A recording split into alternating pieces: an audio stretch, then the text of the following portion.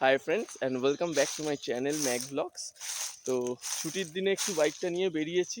তো মেনলি হলো বাইকটা ইঞ্জিন অয়েল চেঞ্জ করবো বলে বেরিয়েছি। 7100 অ্যাপ্রক্স 3000 কিলোমিটার চালানোর পরে তার কন্ডিশনটা কি সেটাও তোমাদের একবার দেখিয়ে দেবো।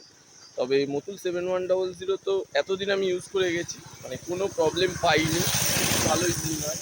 বেলপাহাড়ি করেছিলাম, তারপরে এসে আর ইঞ্জিন অয়েল চেঞ্জ করা হয়নি। তো এর আগে জানোই আমি কি ইঞ্জিন অয়েল ইউজ করেছিলাম, মতুল 7100। এইবারে একটু অন্য কোম্পানিতে ইঞ্জিন অয়েল ইউজ করব। তো দেখতে থাকো কি কোম্পানি ইঞ্জিন অয়েল ইউজ করছি, তোমাদের পরে দেখাচ্ছি সেটা।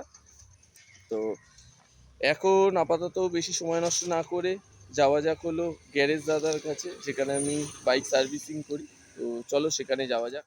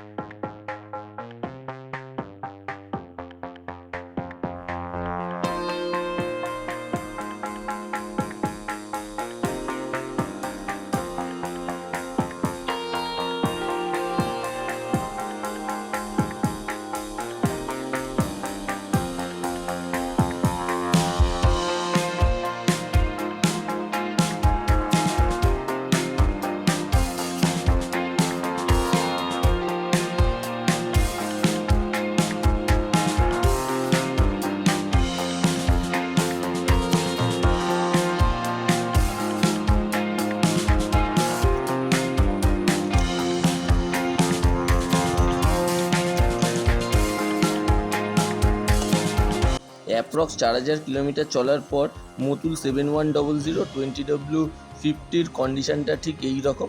এখনও কিন্তু বেশ ভালোই আছে, কালারটাও পুরো নষ্ট হয়ে যায়নি। এইবারে ইউজ করতে চলেছি লিকিউমলি স্ট্রিট 15W50 ইঞ্জিন অয়েল। তো কালারটাও একবার দেখে নাও। মতুলটা রেড ছিল, এটা ইয়েলোইশ কালারের আছে। তো চলো ঢালা যাক।